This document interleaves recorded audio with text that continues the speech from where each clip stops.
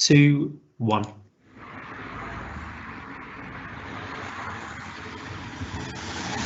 Hello, good evening everybody, and welcome to our Bury Draft Housing Strategy Consultation webinar. For those of you who don't already know me, I'm Councillor Claire Cummins. I'm Ramsbottom Councillor and Cabinet Member for Housing Services. This year has been extremely challenging for us all due to the ongoing pandemic and lockdown restrictions. Nevertheless, we've been working extremely hard with Campbell Tickell to develop a new draft housing strategy for the borough that meets the local housing need, helps improve our neighbourhoods, enables more people to find a home that suits them at every stage of their life.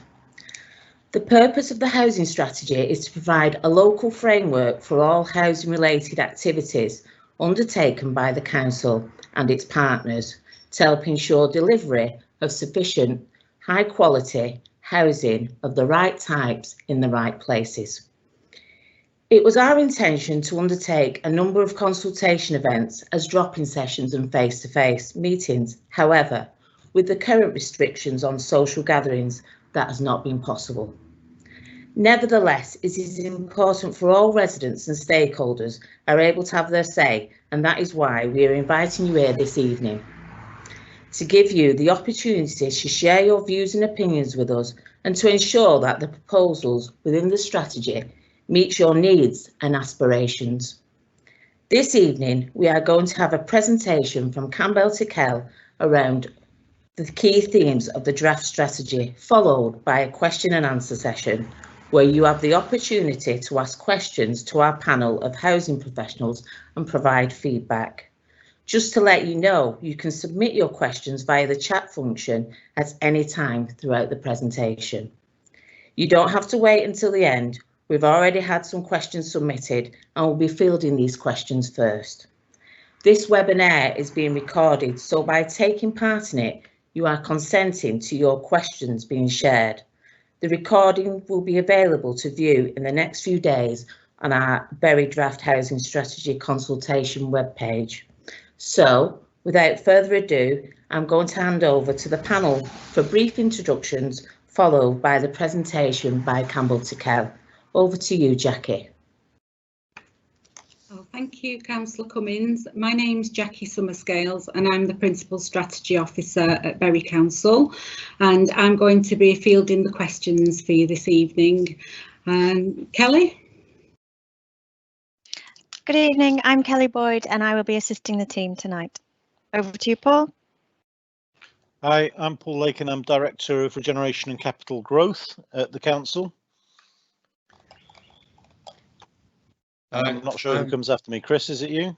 Yes. Hi, I'm Chris Nogue, Assistant Director of Strategy Planning and Regulation. Sharon? Good evening, everyone. I'm Sharon McCambridge. I'm the Chief Executive of Six Town Housing. Over to you, Laura. Thank you, Sharon. Good evening. I'm Laura Swan and I'm the Assistant Director of Operations Strategy with responsibility for climate change. Over to you, Phil. Hi, I'm Phil Cole, Head of Housing Needs and Options Service with Bury Council. Over to you, Vicky. Thanks, Phil. Evening, everyone. I'm Vicky Appleton. I'm Director of Assets for Six Town Housing. Danielle. Hi, my name's Danielle McGee and I am the Unit Manager for the Private Sector Housing team at the Council. I'll hand you over to Julie. Good evening, I'm Julie Palmer, Housing Growth and Development Manager at Bury Council. Over to Maggie. Hi, my name's Maggie Rafalovich. I'm a Director at Campbell Tickell and I've been overseeing the development of the housing strategy, and I'd like to introduce you to my colleague Merran. Hello, I'm Merran Simpson and I'm working with Campbell Tickell, and I've been working with the council and partners and have been writing the strategy as well.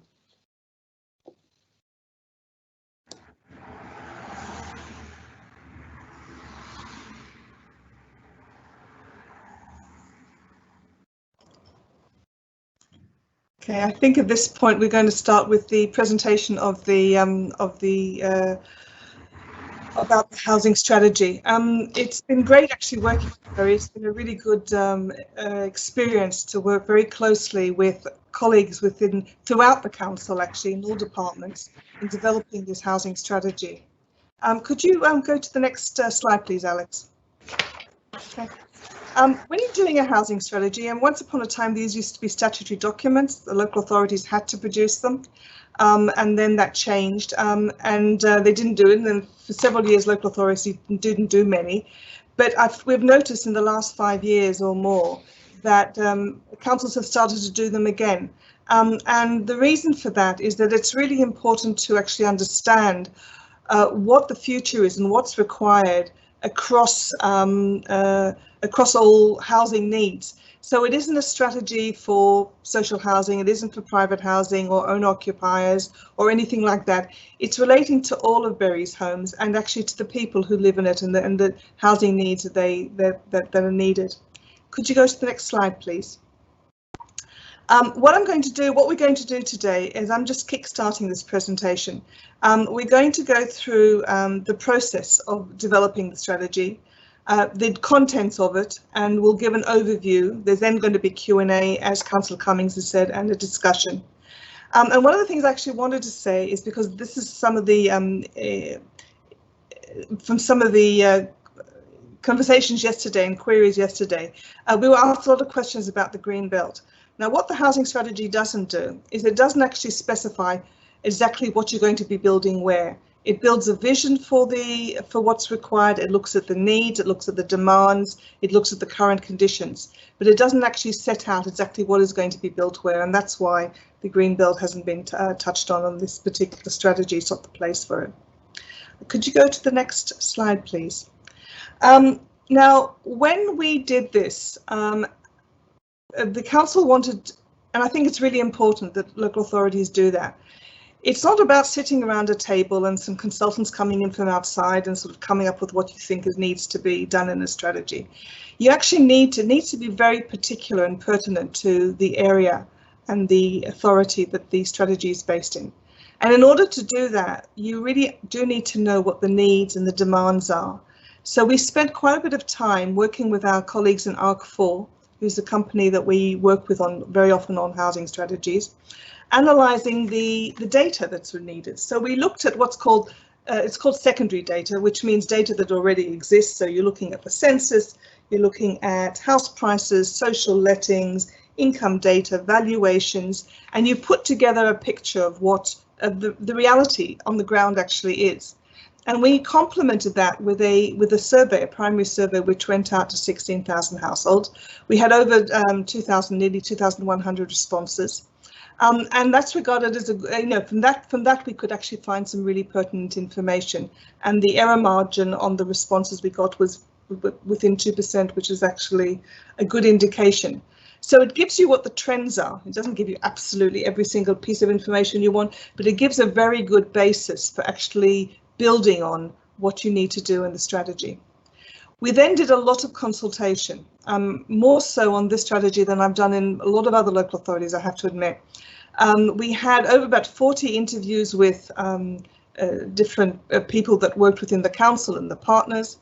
We had workshops. First of all, we held workshops on the housing needs assessment data so that people could really understand what it meant and what the implications were going to be. And we then had workshops on themes. We had a workshop on eco-housing. I know there's a lot of interest in that. We'll maybe talk about that a bit later. We had a workshop on health and housing. We had a workshop on development. We had a thematic sort of conference. All of this done in the COVID era was done by, remotely on sort of Zoom workshops in the main. But it actually managed to capture the views of a lot of people, which I think was important. We then read through loads of literature. I mean, Merrin ploughed her way through a lot of documents that related, both from the council overall, across all the council's policies, Berry 2030 down to adult social care and economic regeneration and health issues and things like that.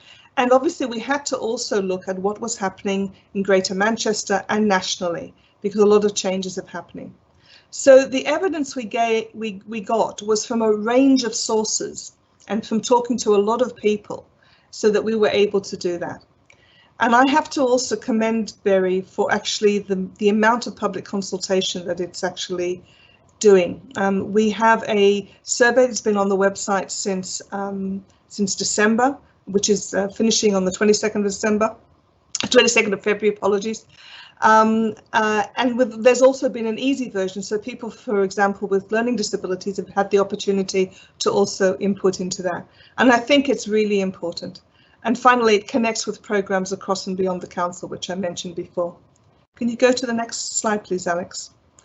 Meryn's going to talk about this in more detail, actually, but because it's a very comprehensive document and that relates to so much stuff that actually impacts on people's lives in Bury, we've got different sections, and we haven't done it on a tenure basis. So there isn't, traditionally, a lot of housing strategies used to do it by tenure, like social rent, owner-occupier, private rent. This one takes it all on the whole. There's the sections we've got are the new homes, how we're going to be going about building them. What are we going to do about Bury's existing homes? How do people get access to the right homes? How do you support people to live in the community? How do you create healthy places? The whole issue around low carbon, which is incredibly important. And finally, how we're going to implement the strategy. So at this stage, I think that I am going to hand over to Meryn, please. She'll take us through it. Thank you very much. Thank you, Maggie. And just to remain on that slide for a moment, I'm sure you'll agree the 8 sections cover a lot of stuff. This is a broad strategy. Obviously, we hope you like it, but it is a draft, and so this is an opportunity for further shaping of the strategy. If you go on to the next slide, please. The starting point for the strategy has been the Bury 2030 vision that around a year ago, maybe a bit more than a year ago, I know residents and the statutory partners and other partners started putting together this vision and coalescing around some common objectives for the towns in the borough. And this was to guide reform and service transformation, so public sector reform, and housing was very much included within this. And the job of the housing strategy was really to start with this vision and to expand the housing element so that it supports the vision. COVID-19 has brought it home to many people, to all of us, just how important our homes are and what they mean to us. Having a healthy, suitable and secure home is really quite important. But not only that, the neighbourhood effort around COVID-19 has been tremendous. So across the countries and in Bury as well, communities have stepped up to support shielding people. There's been efforts around homelessness, and also we've noticed that residential care is perhaps less desirable than it was. So there's a real push, I think, a sort of desire, let's say, for more older people particularly to stay living in their own home for longer, and that drive to be able to live well in the community for longer. So housing does support each of these five priorities, really, or five features of your Bury 2030 strategy. People do need to live in a healthy home to be happy and healthy. As well as the home, the spaces between the homes are important, especially when we're trying to distance and meet people outside our homes. But actually, they've always been important, and the town centre retail offer is changing, and there's possibilities there for greening our towns.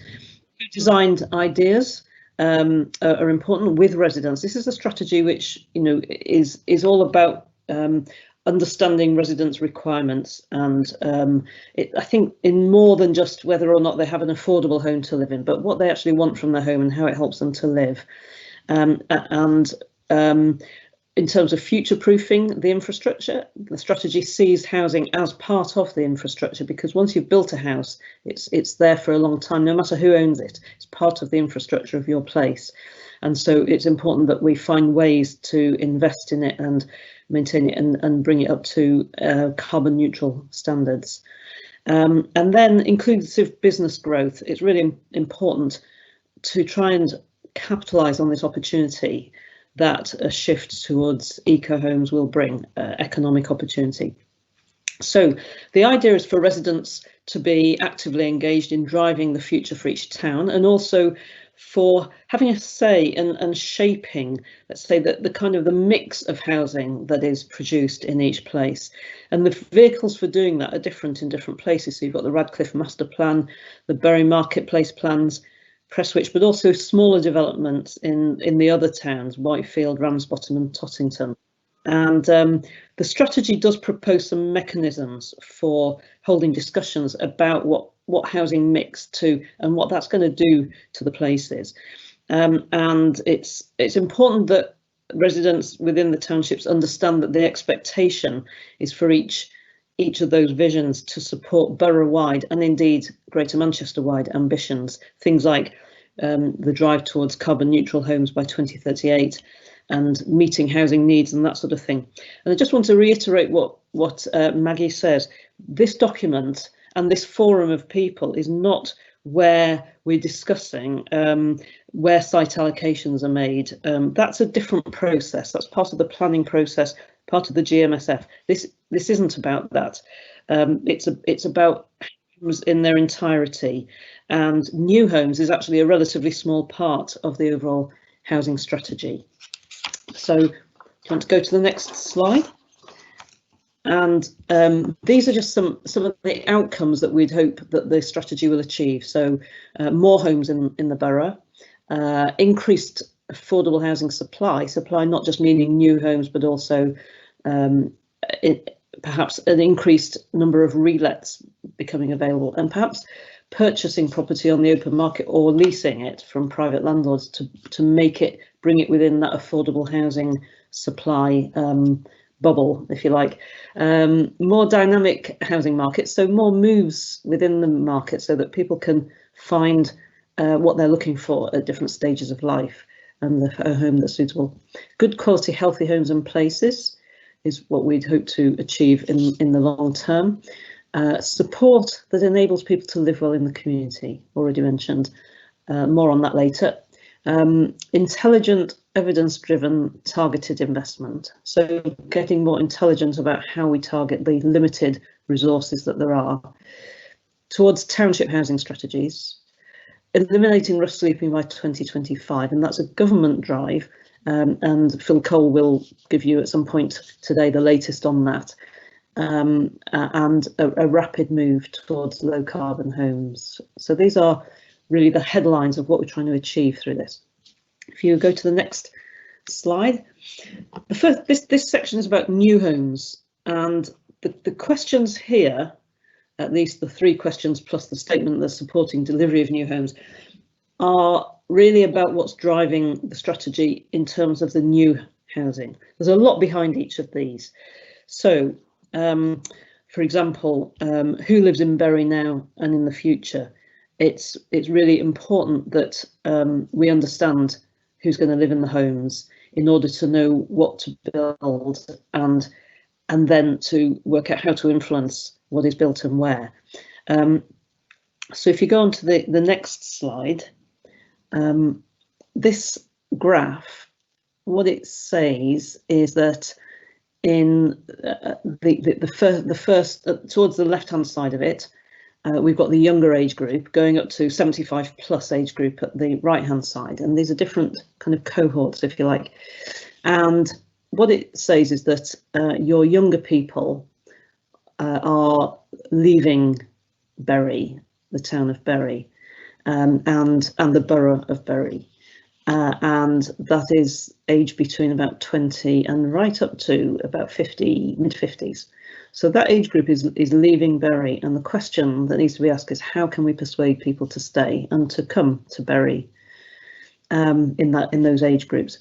But it also says that your population is ageing, so we need to have some answers within the strategy about how we can manage the housing and support needs of an ageing population. And so this graph tells you what will happen if we do nothing between now and 2030. But actually, what sort of housing you have is partly drives who comes and lives there and whether they can find what they need there to to settle down. So there needs to be a particular focus on younger people and what they might want and need for housing, and what might enable them and attract them to stay living in Bury. The figure of 41 homes, new homes per annum, is taken from the planning documents.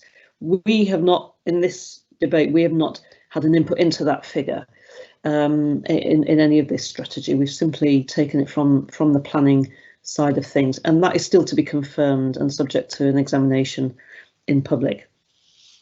So if you go on to the next slide, people want different things from different stages of life. Now, someone did ask the question at a previous event that they thought that we should be building homes that people could stay in their whole life, and no doubt there are some people that want to stay in the same home for their whole life and have it adapt around them. But the reality is most people do want to move, not necessarily 6 times in their life, but at least 2 or 3 and a handful of times. So these are the typical stages of life that we've identified where people typically want something different from their housing.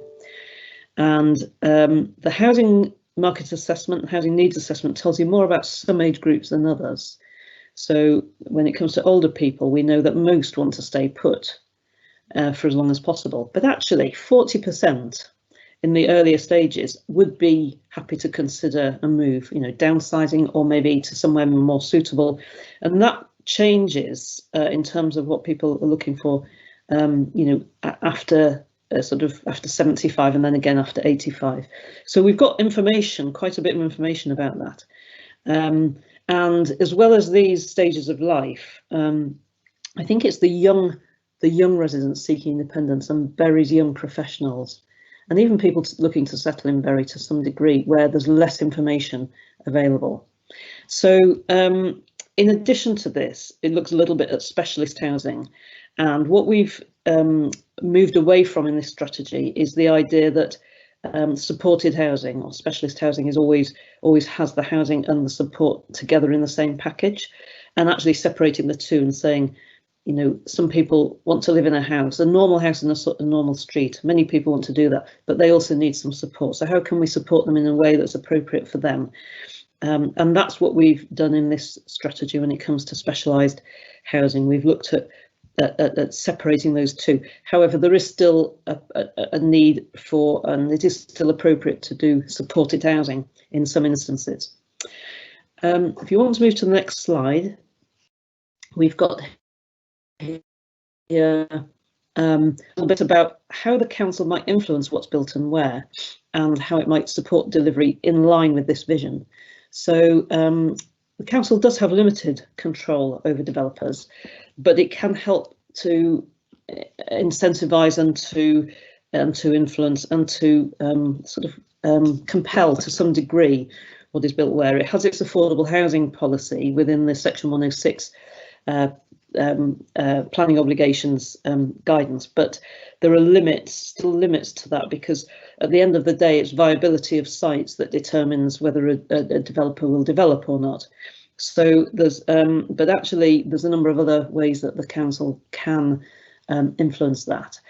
On the left hand side, we've got this suggestion for housing propositions. A number of councils are going down this route now, where we look for different places, and we're suggesting that each of the 6 towns and the townships, really, not just the town centres, but the areas around them, provide a good geographical level, if you like, at which to look at what is already there in terms of housing, and what might we then build that would help to balance up, to provide a different mix, a more appropriate mix for that place to support its vision. And we're suggesting that in housing propositions it should be possible to use the evidence and to hold a conversation with residents about that.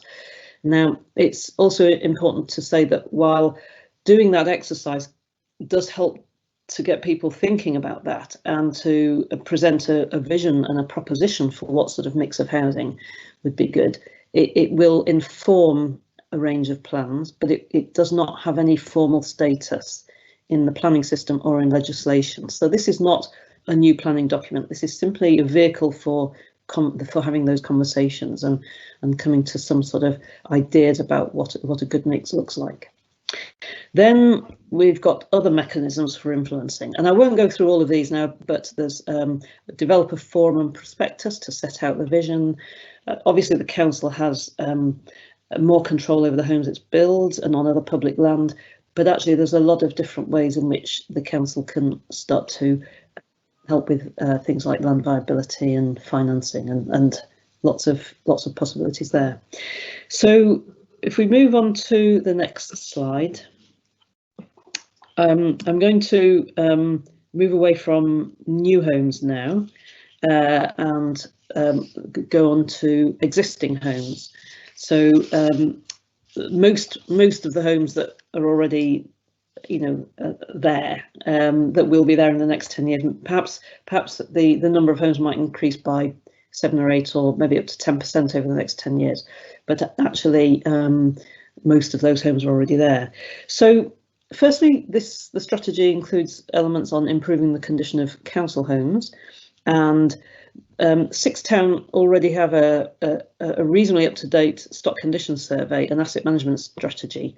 But now that we have climate change, they're revisiting that to look at not just at the stock condition, but also doing an eco analysis to look at the carbon status of those homes, and starting to look at developing an action plan to get them to what we're calling the Bury Eco Standard, which is actually a carbon neutral home.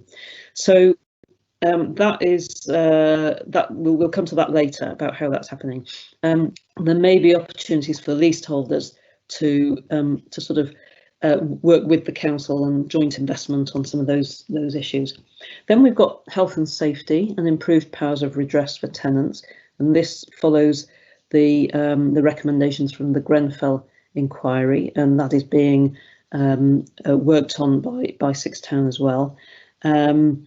Then we've got improving and expanding the role of private rented housing, and I'll say a little bit more about that later, but just to say that the strategy proposes a three-pronged approach. One is to encourage high standards of letting by landlords, and then the next is to provide financial and legal assurances so that landlords have more confidence letting to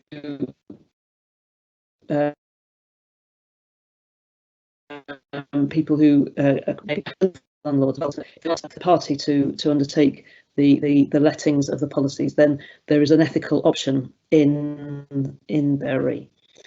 And also something about increasing the long-term supply of tenancies for people in need as well.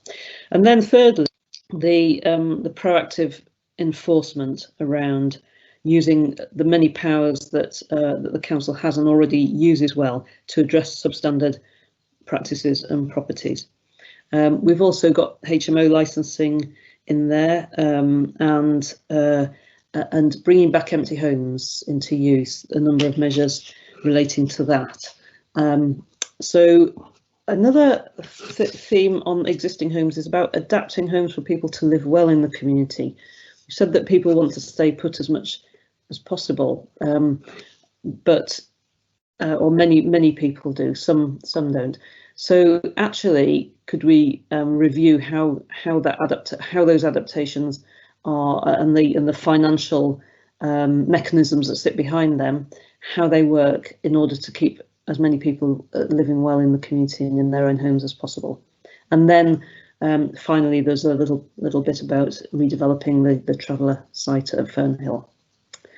So if we go on to the next slide, this section is about access to a suitable permanent home, and I think we've said that the housing strategy is a very broad one, and what it tries to do is to increase the possibility for people to find a suitable home. So it's about the dynamics of this housing market and the moves that are taking place within it.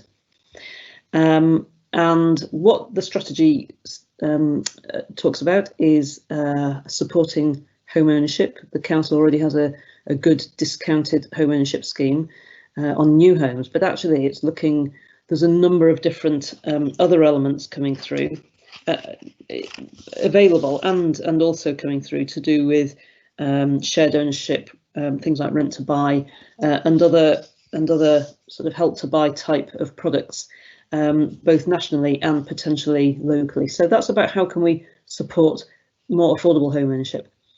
Another is about speeding up relets and making that process efficient, but also more meaningful to the people who are moving into those homes. There's a section on supporting access to a private tenancy, and the council is part of a bond scheme, and there is active liaison with landlords through that to support tenancies, and ongoing tenancy sustainment as well.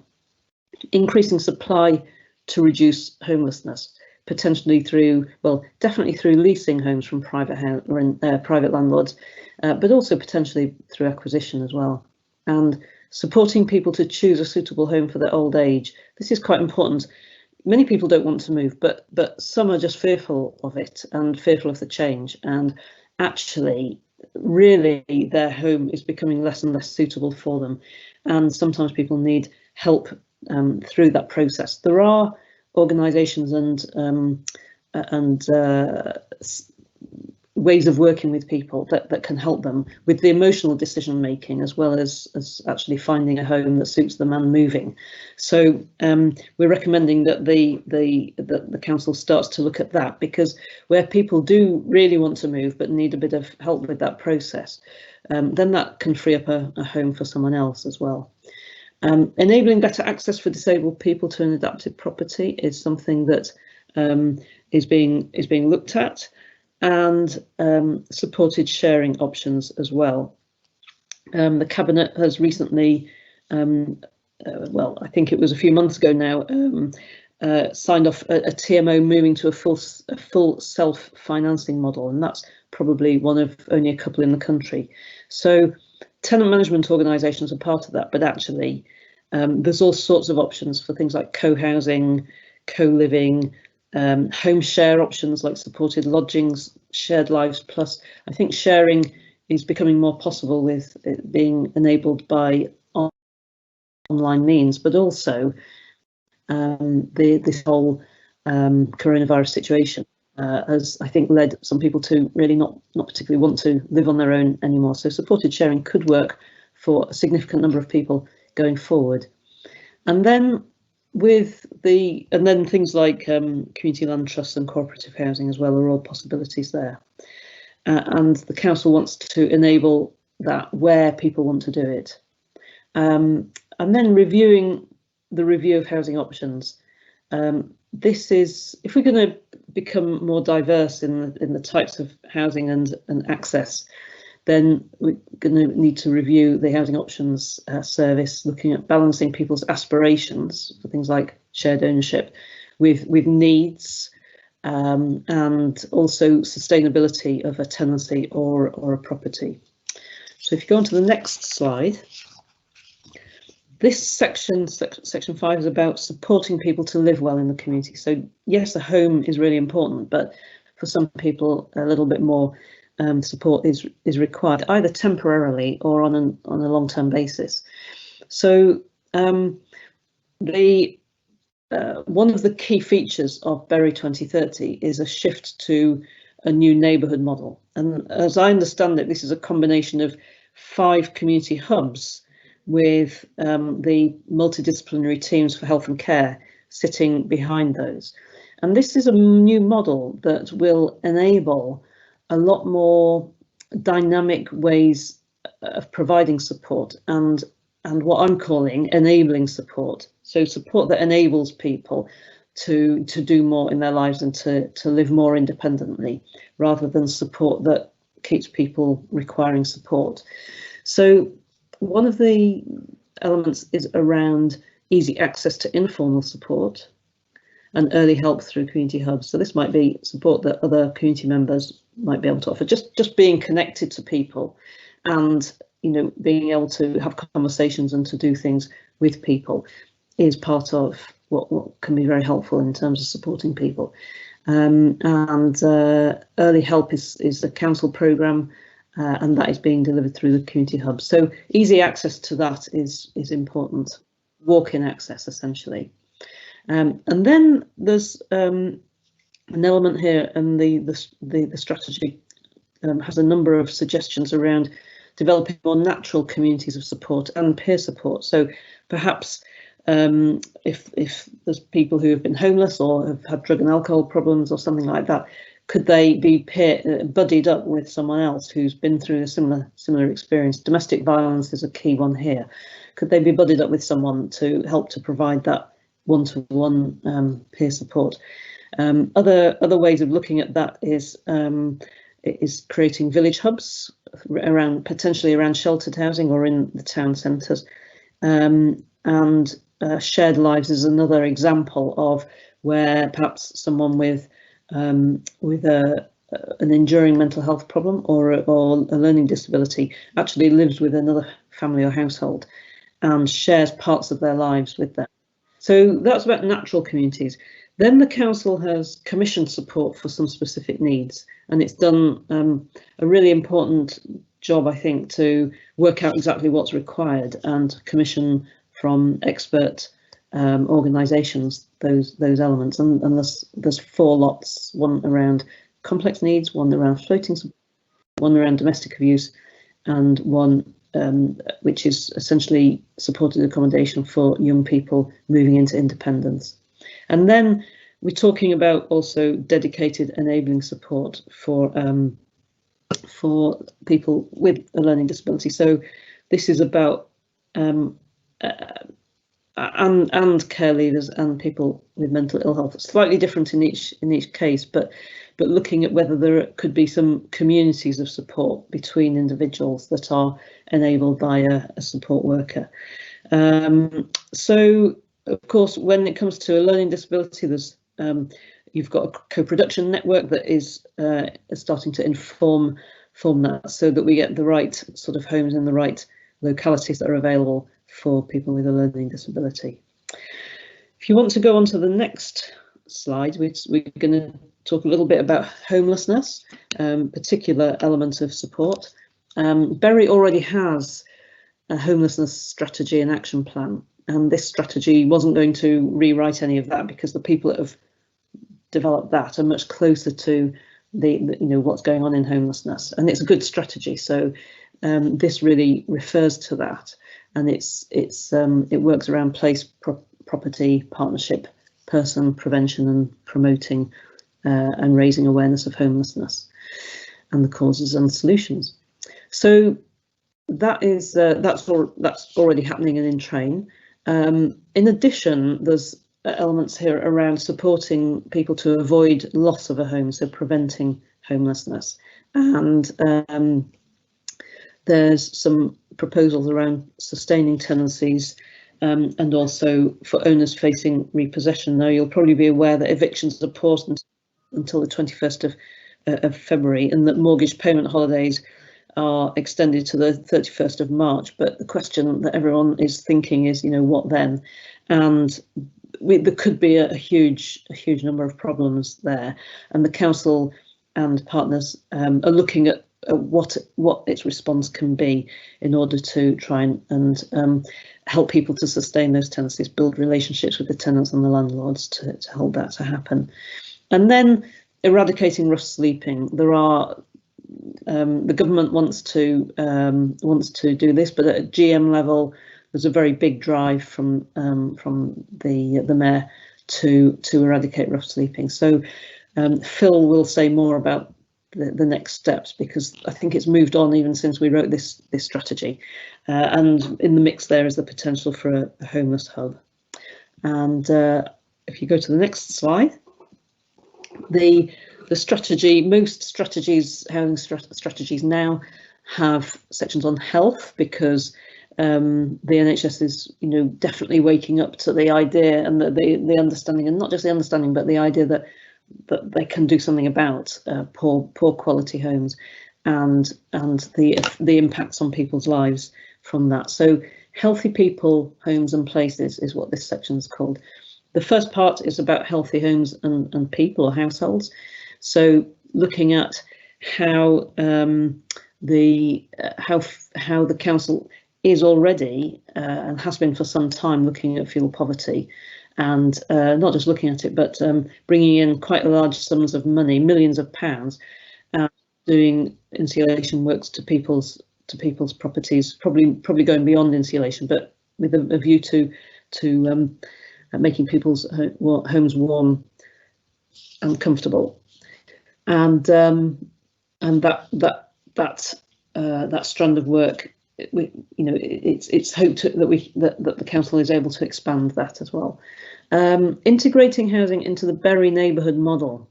What this means is that health and care teams are starting to work in what we call multidisciplinary teams. So a number of disciplines, for example, pharmacy, a psychiatrist, a GP or a nurse, and other social care working there. So a sort of a multidisciplinary team working together to meet the sort of wider needs of people who present with a health or a care need or a care problem. So the question that we've been looking to answer here is, how can an individual or a household indeed that has a health need that is presenting to the NHS or to social care with a need that is actually either caused or exacerbated by housing, or where the solution is a housing solution, how can they get that fixed?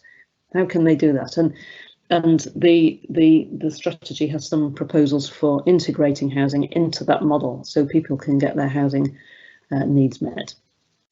Then housing data into neighbourhood profiles. So the neighbourhood profiles is where all the data is being collected and interpreted,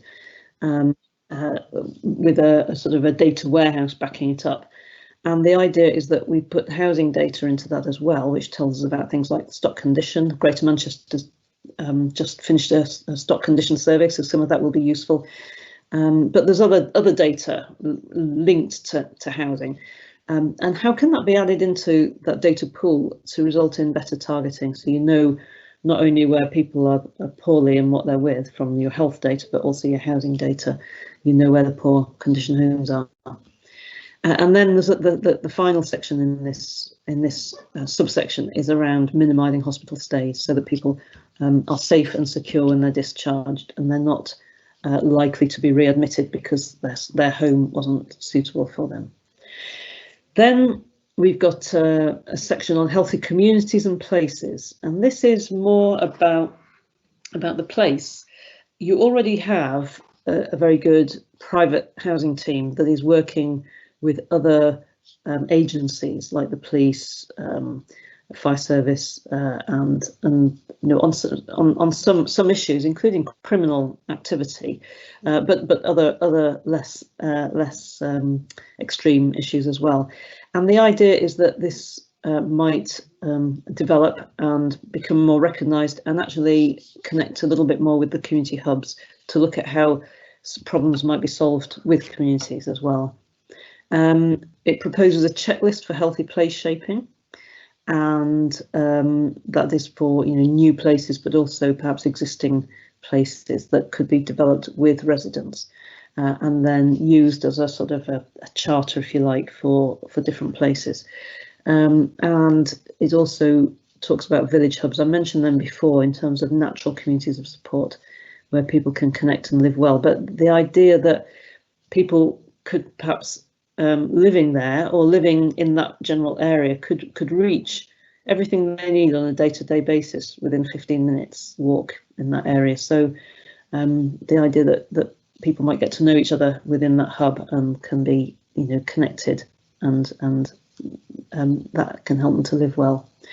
So so that's the section on healthy homes, places. Just one more slide on that. Actually, there's a little just to let you know really that we are picking up information from the survey as well that's still out. So I'm not giving you a complete feedback on the survey, But just an example of some of the information that's coming through is that more people want to prioritise the housing needs of people who have a health problem that are caused or made worse by unhealthy, unsuitable or unstable housing.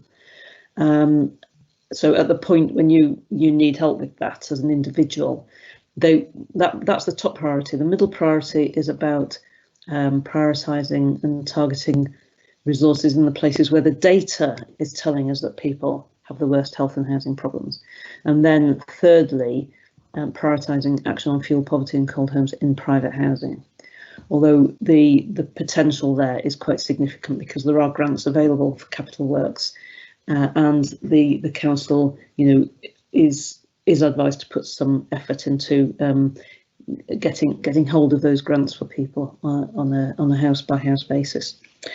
Okay, so if we move on to the next slide, we're not far from the end now, but just one further section, which is the towards carbon neutral homes. Now, this is a big challenge. It's challenging everyone, and the reason, if I can sort of explain the reason why it's such a huge challenge, part of the reason is that the technology to achieve this isn't actually with us yet. It's not there yet. It is moving fast, but the market for new technologies, new components, is not sufficiently well developed, which means that there's too many in prototype stage, and they're very expensive. What is coming through is still quite expensive. But as the market matures, and as more and more people and councils start to up their game on carbon neutral homes, then the price should come down. So there's quite a few market challenges with this, and it probably requires a full decarbonisation of the national grid. And so that's something that can only be decided nationally. Achieving this fully is not actually within the council's control. It's a number of things need to happen outside of its control, but we know that there are steps being taken at a national and indeed international level to make this happen. So the targets are 100% zero carbon new homes by 2028 and 100% carbon neutral homes, existing homes or all homes by 2038. And obviously there are health and economic benefits of this. The economic benefits being that if Bury Industries can become, it can grow its green industry, developing components for this huge shift that's going to take place, then that could be help to keep the economy buoyant. So one of the things that the strategy does is it talks about enabling the townships to support that shift in a number of ways, and also accelerating capacity through partnerships such as partnerships with the utilities, with education providers around and businesses, also with Greater Manchester Combined Authority to move together on this and share learning, and GM housing providers.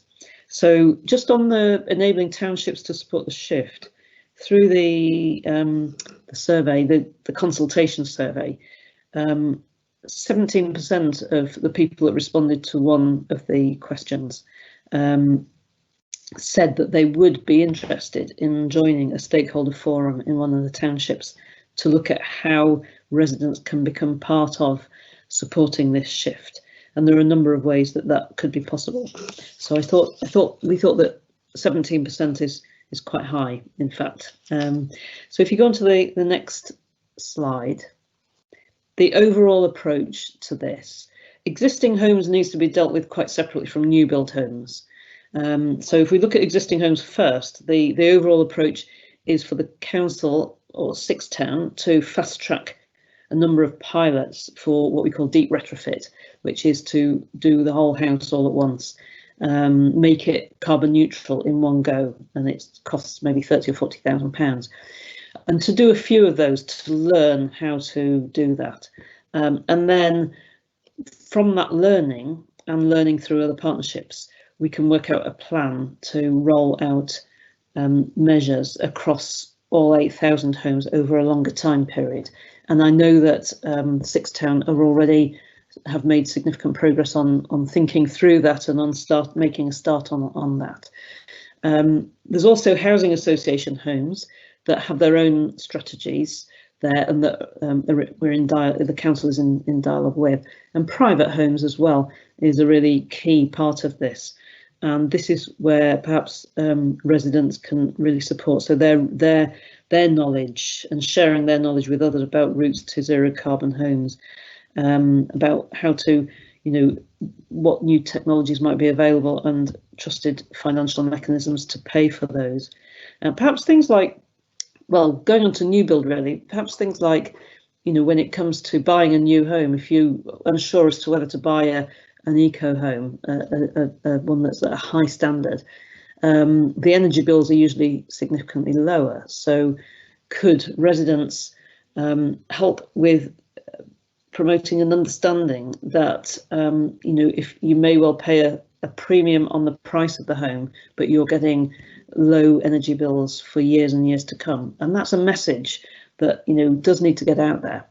So standards for new homes is the way to go with new build homes. And Bury is working with Greater Manchester to look at increasing the standards for new homes over time, over a number of years, but actually achieving this target before the national target, so that it's requiring homes that are built in Greater Manchester to be at a high standard by all developers. And obviously the council has more control over its own standards that it builds to as well, over the homes that it builds.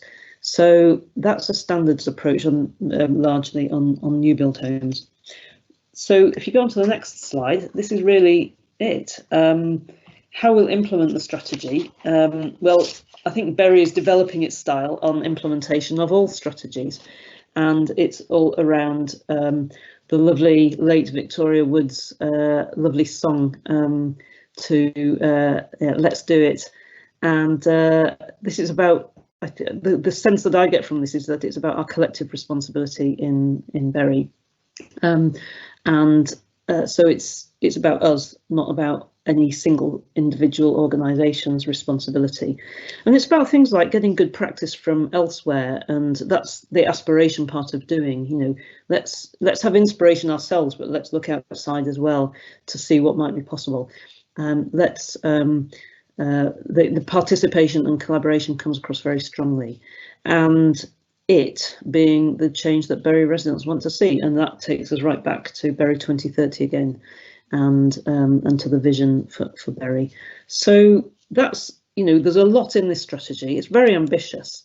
If you achieve half or 2/3 of it, then that will be good, because it really is an ambitious plan. But I think it's one that Bury is ready for and wants to do. And it's been really good to work with Bury Council and other partners to actually see that aspiration coming through, and to produce this draft, which is still a draft. So it's very much there's a potential to change it from here. So I'll finish there and hand back to questions.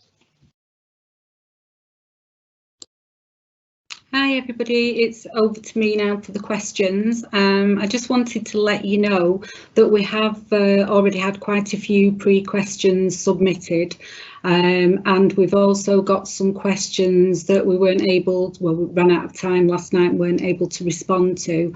So I am going to try and answer we'll try and ask all your questions, but anything that we don't answer, we will be providing answers for on our web pages. Okay, so I'm going to start with this one. It's people raising concerns again as to whether the strategy will reduce or remove protection from the green belt, and why is there no mention of the green belt? I know you've already spoken about this in your presentation, Maggie and Merrin, but just wondered if you could explain again, please. Okay, basically the housing strategy doesn't go through individual sites what's going to be built where. It produces some evidence, and it reflects trends, it reflects different policies and different activities that the council wants to do. It's impacted by what's happening nationally and on a sub-regional basis in Manchester, in Greater Manchester. But what it doesn't do is actually say we're going to be building this home on this in this particular location, and therefore we didn't talk about the green belt in that sense, and it's therefore was omitted from the housing strategy. Now, obviously, it is a big concern to a lot of people, and it's not just in Bury. Every place that we work in that's got a green belt, people are always concerned about it. I'm going to pass over to Crispian, actually, who can actually fill in a bit more details. Thanks, Maggie. Yeah, just to reiterate that point, really. Obviously, the housing strategy does and give us a lot of information around the needs within the borough. Identifies the types of properties that we need in terms of tenure, size, type, you know, and some of that specialist accommodation that we need and supported accommodation. What it doesn't do, and I think it came through in your presentation, it doesn't identify the statutory quantum of development that we need to provide as a borough. That comes through the development plan, and the targets that are set on those quantums come from a government methodology, and it's the local plan, development plan, that needs to pick up that quantum. What we do within the development plan is to use some of the evidence, you know, from housing strategies and other evidence bases, to help identify and develop policies and how we can ensure that those sites that we do identify for residential development, you know, take account of the need for affordable homes, other types and the sizes. So that's where the sort of relationship sits between the development plan and the housing strategy, but the quantum of development and where development sites are allocated is very much in the development plan and is divorced from the housing strategy itself. Okay, thanks, Chris and Maggie. The next question, well, there's a few questions actually that are quite similar, and they're all sort of based around the same thing, concerning the housing needs assessment and the commissioning of the strategy. So I'll come to you, Maggie, and I'll tell you what they are, but if you need me to repeat anything, just let me know. So why has the strategy been commissioned now when we're almost due to have a completely new census soon, and the housing needs study was based on data from the last census? Is the starting point for the housing needs based on the 2014 ONS figures, and are you looking at actual requirements based on latest need following COVID and Brexit? And then regarding the actual response rate to the housing needs assessment, which it is 2%, is that acceptable? Is it within national guidelines? And sorry, one last thing, and the actual responses, 2,000 plus, were they spread evenly across the borough? And again, you know, is it a reliable representation? Okay, I might not remember all of those things, so you might going to have to remind me again. Okay, can I just start off with actually the whole thing around the impact of COVID and Brexit and things like that. I think without a shadow of a doubt, we have all gone through a massive change. And the implications of it are still not known. And if we were to wait until we knew everything, we wouldn't actually get anything done. So it's something that we were really conscious of. And I think that we always need to take on board. Life is the new normal, and I hate that term, the new normal, or what we go back to, is going to be different from what it used to be. But it's not going to, possibly in some ways might not be that different. So we're still learning and seeing what's going to happen there, but we know that certain things are going to happen. I think there's a question about 15-minute neighbourhood later on, which I might refer to some of the issues and the impact of what's COVID. Now, I think also with the census, from the time you have a census until you actually get the result of that census, several years pass. And if we were to wait until you had all the information, update information, you would never do anything because you'd always be waiting for that information to get updated. So it's quite normal to use whatever the census of that moment in time. Now, we work with a company called ARC4, whose main task is actually on data. So I'm actually going to refer to something which was written down. I have to say that in most, it's very normal for us when we do this work to get a Freedom of Information request, and I think the council has had one specifically about this, and it went out, so this could be distributed again. But just to say that when we're doing the housing needs and demand assessment, you look at a range of information. You don't just look at one source. And I've mentioned that before. So just reading out. So you look at the census, and for example, the tenure profile is only reliably available from the census. But most of it actually comes from very specific, what's called secondary data or existing data sources. And that would include house price data, social lettings data, income data, valuation officer and energy data on dwelling stock. And we also do a household survey. Now, the purpose of the survey is to obtain data from a representative sample of households, not all households.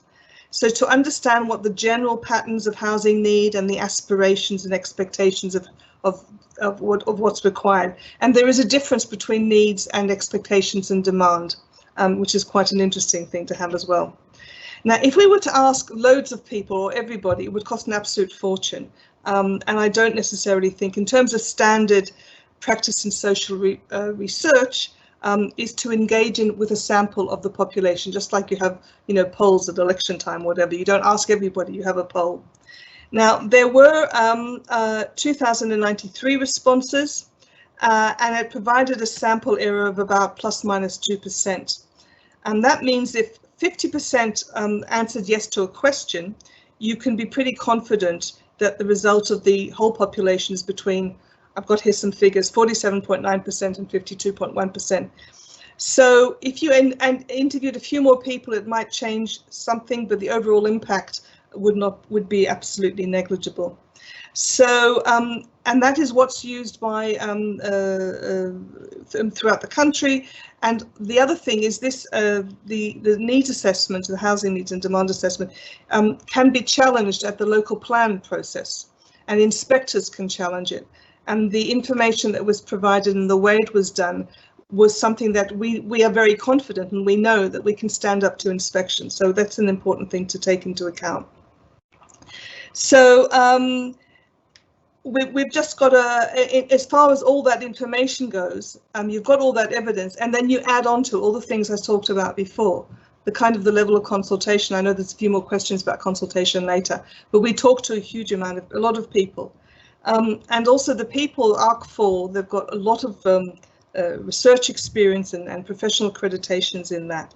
So in that sense, we feel that it is relevant and it's pertinent, and waiting for the next census, you'd have to wait again and do it, and it would never end. So we're pretty confident. And again, it produces trends of what's going to happen.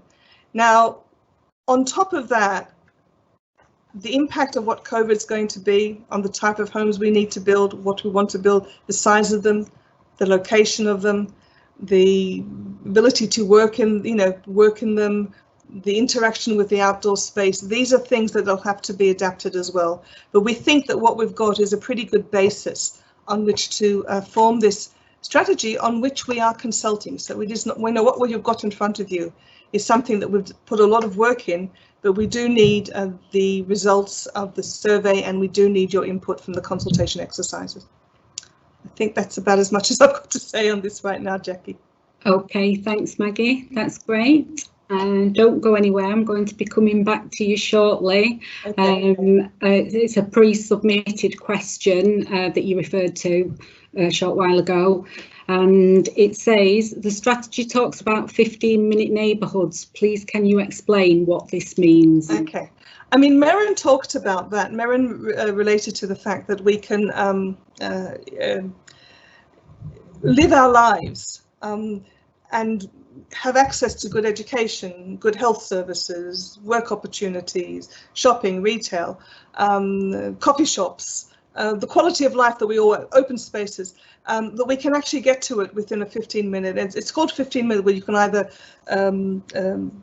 walk or cycle within 15 minutes. Now there are some places, Melbourne in Australia has a 20-minute neighbourhood because it's actually much more sparsely set out. And it's a concept that's been around for quite a while. It sort of was, Paris, there's, a lot of cities in the world do it. And it's how best that we use the space around us, and how do we get those amenities. And I think with Merryn was explaining how it was going to do it in terms of the multidisciplinary teams that might actually work in there. So we just think that everybody's quality of life and health and well-being will be really enhanced if you can actually access things that can be close to you in your locality. Now, people talk about it, in terms of cities, but also, you've got 6 towns, you've got the rural areas. It becomes more complicated and more complex than that. But I think, for a lot of us, for myself, who I've worked a lot on regeneration, it's actually what you're trying to do. You're trying to get a good quality of life for people to have access to things. What COVID has done, and this is actually one thing that COVID has done, is it sort of accelerated. So people had been talking about 15-minute neighbourhoods for a long time. What COVID's done is accelerated people talking about and the need for it. We've had to restrict the geographical area within which we operate and which we function at the moment. So it's been very important to be able to access things easily and not necessarily drive or take a car.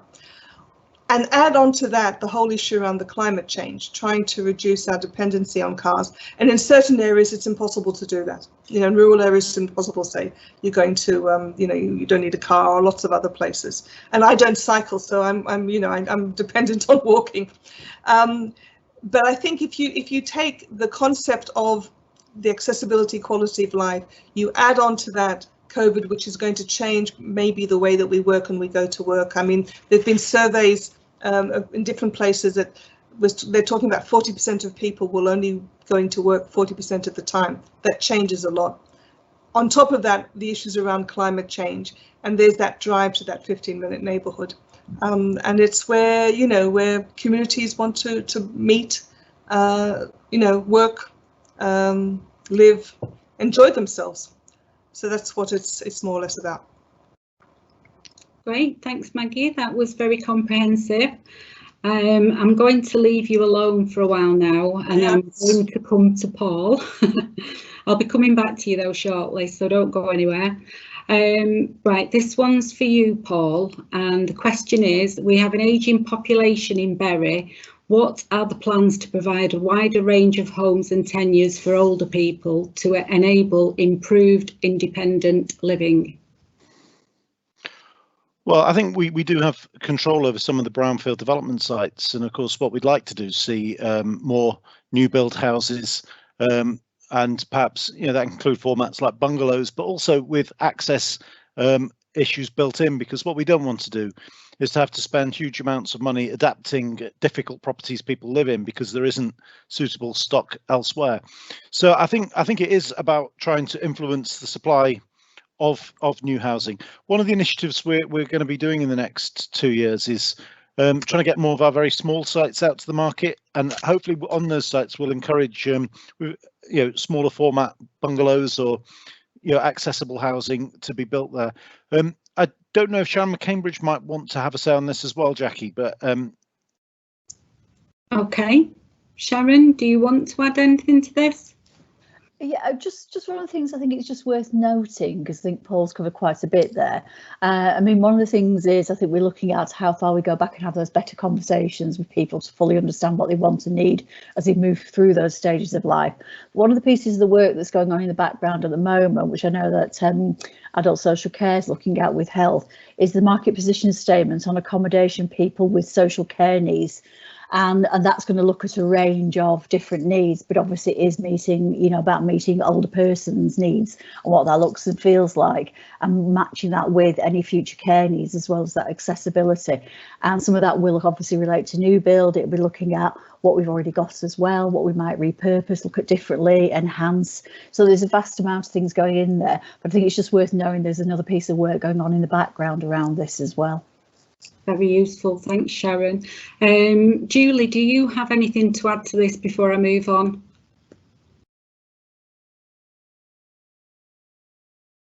Only to reiterate what Paul Lakin has said about there's an opportunity through the council owned sites to look at potential specialist housing for elderly people. The council has also built its own extra care scheme at Peachman Place, and Six Town Housing have various extra care schemes as well, including Red Bank. So we have been working over the last few years in trying to meet the needs of the older population. Great, thanks Julie.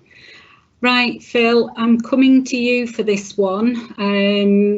What's the council doing to help homeless people now, and what provision will there be in the future? Thanks, Jackie. I mean, recently, obviously, most recently, there's been a lot of activity around homelessness, particularly rough sleeping. But principally, the focus has to be around prevention and working in partnership with all our stakeholders, so that we're effectively and robustly supporting helping our homeless people into long-term affordable housing.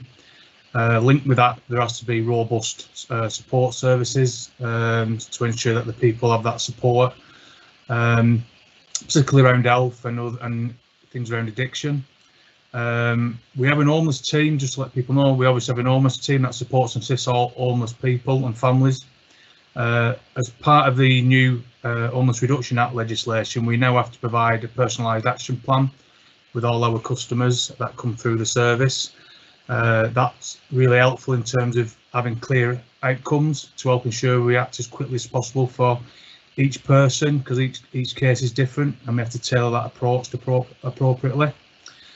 We also have a temporary accommodation team, which is principally for our statutory cohort. So they're the people that actually meet the homeless legislation in terms of priority need, and that's linked to the Housing Act and the Homeless Reduction Act. The resettlement team that manages that temporary accommodation works closely with the families, couples and single people that are in the accommodation, with the focus really to get them moved on as quickly as possible into longer term affordable housing, and making sure also that accommodation is sustainable moving forward, because it's very important that we try to break that cycle, particularly with single people.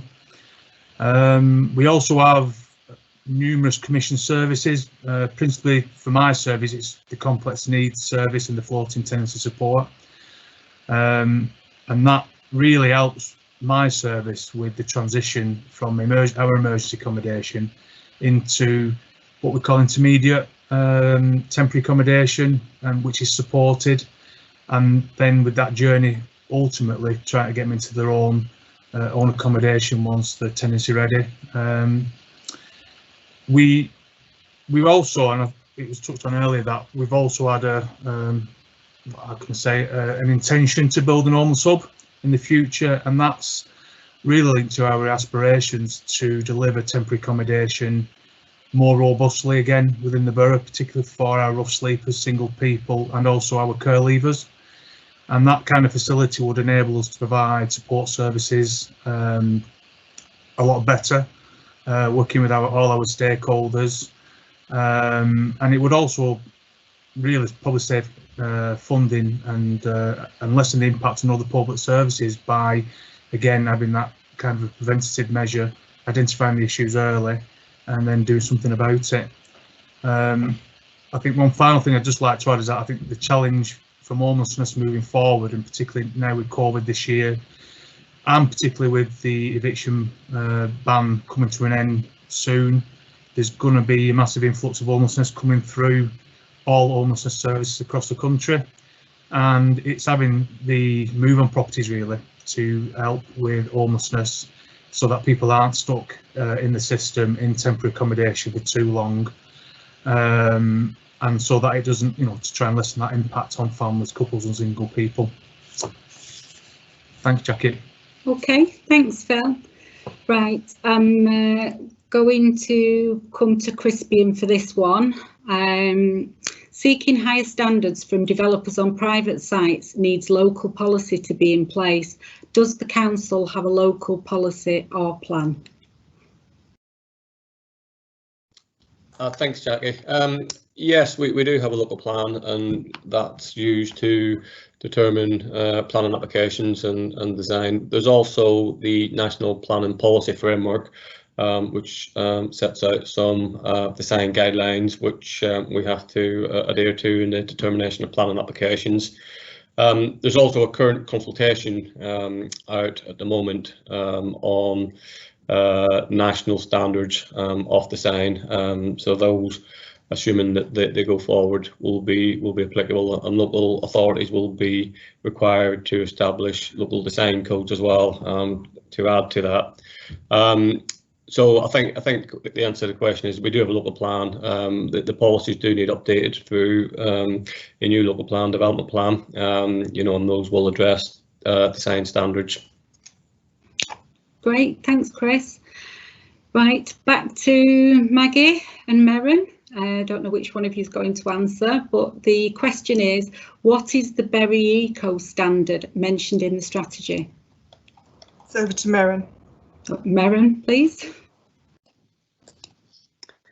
Hi, yeah, so the Bury Eco standard is not different from a sort of national standard on what a low carbon home might be, but Bury has a current standard on new housing, and the sort of terminology of using a Bury Eco standard is around making sure that Bury standard becomes in line with the target that you're wanting to meet. And actually what it does is it would enable Bury to unpack the Bury Eco standard, if you like, into a series of steps. So, what might you, we're currently 8 years away from new home standard and 18 years away from existing home low carbon standard, requiring all homes to be low carbon. So how might you break that down over the 18 years in terms of steps to take towards all your homes being of that standard? So it's really trying to suggest that Bury can do its own version of steps towards a full carbon neutral home, which is what we're all aiming for, or a zero carbon home for new build. Does that help to answer? Yeah, that's great. Thanks, Merrin. Okay, this is another sort of themed area, getting a lot of questions in about people with disabilities. So I'm going to come to you, Maggie, and people want to know, like, how have we been consulting with families with disabled children and disabled people in general? Have we been consulting directly with young disabled people?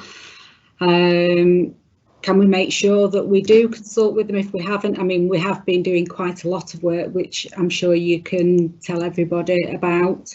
And then, just to mention that not all families with disabled children or the children themselves as they're growing up want to live in social housing.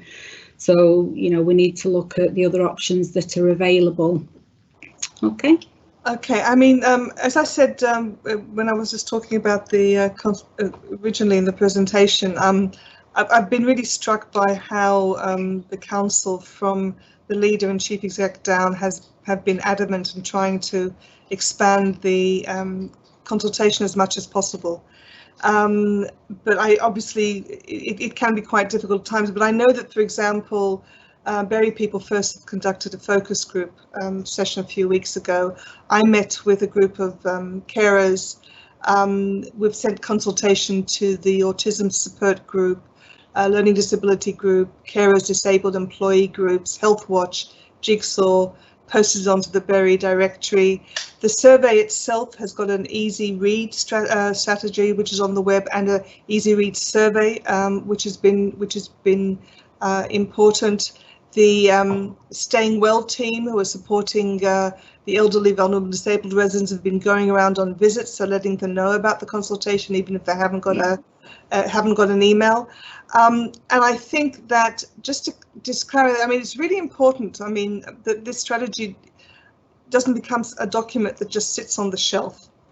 There's a period now that we're consulting on the strategy itself, and once it's been agreed, there is sort of an action plan, and I think it's an ongoing thing. So I think it's incumbent on all of us to do that. So I would encourage as many people as possible to, I mean, people have mentioned consulting here, make sure that people know about the strategy, send the survey out to them, sit with them and do things like that. And that it's an ongoing thing, because the world changes as we do this. A lot of things have happened, you know, different policy changes have happened in the last 3-4 months. So it's important, but I think that there have been steps to do that. I've mentioned some of the areas that we've done it, but the more the merrier as far as we're concerned. If we get more responses for people to talk about that. Thanks, Maggie. Maggie, sorry. Thanks, Maggie. I think Merrin wants to come in as well. Yes, hi, thanks. Just to add to what Maggie said, I think the council has been doing some consultation, but actually it's you know, it's increasing its listening, if you like, to a range of different groups. But one thing I would say is that the household survey that was done as part of the evidence base has got some information around you know, how numbers of households that are require wheelchair adapted dwellings, for example. So 2,141 households either now or within the next 5 years will require wheelchair adapted dwellings. And it has some other figures in it. They're in the strategy, but building regulations now mandate that all new properties are built to what's called a visitable dwelling standard. In building regulations, that's M41 standard. And then there are higher standards that are optional. So accessible and adaptable dwellings is M42. And what the council says is that what the strategy says is that the council will aim for 10 to 25% of new dwellings at that optional higher standard. Now this is, you know, will be built into you know, to plans, and it's equivalent to what was the old lifetime home standard.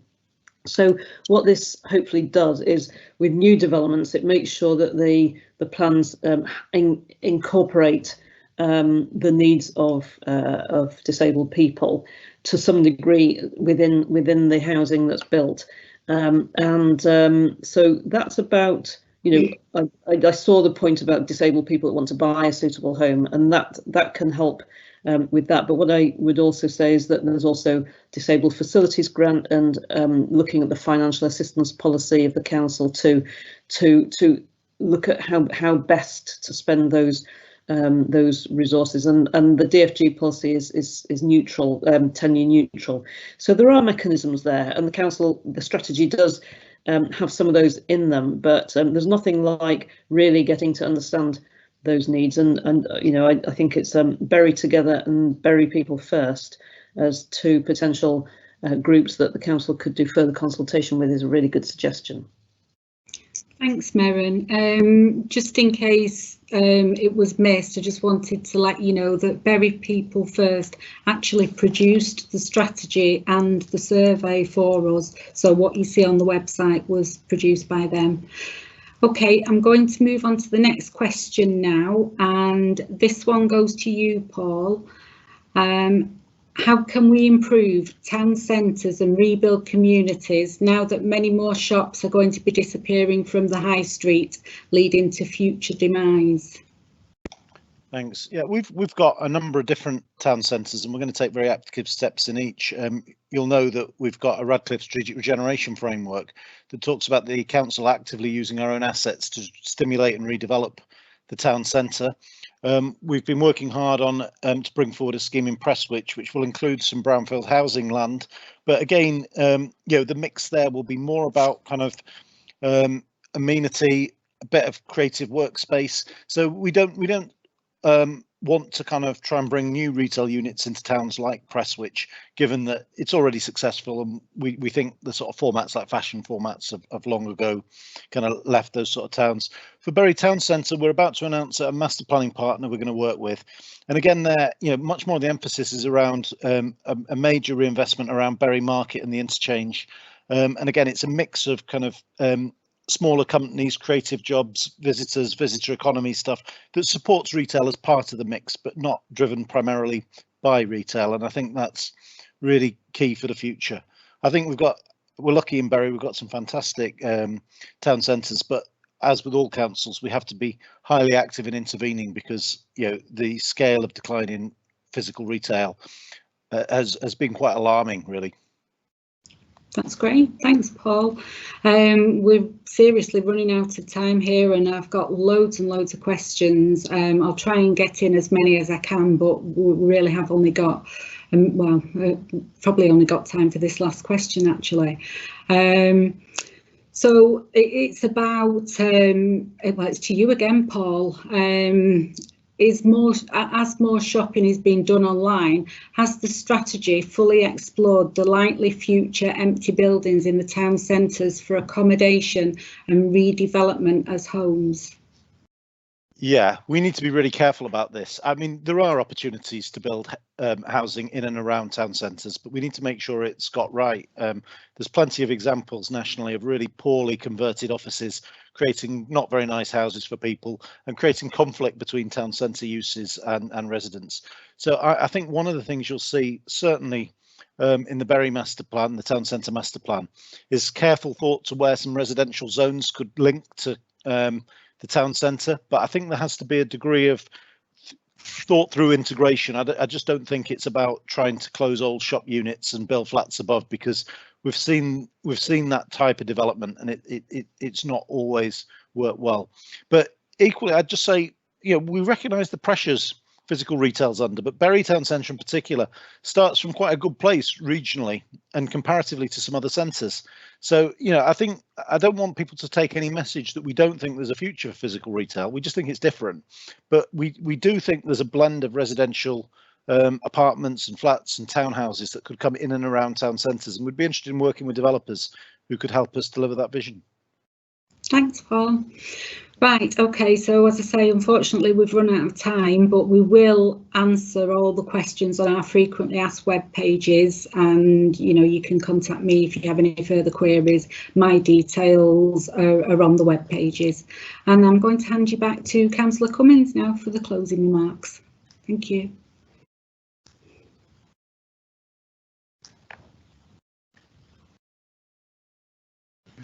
Thanks, Jackie. I'd just like to thank everyone for tuning into the webinar this evening, and I'd like to thank Campbell Tickell and also all the panellists, because I'm sure it's been a really long day for them.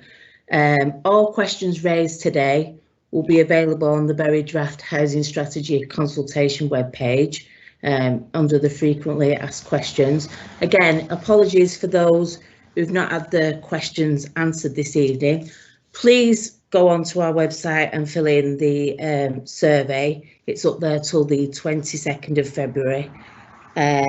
So yeah, just thanks everyone and take good care of yourselves. Thank you. Good night.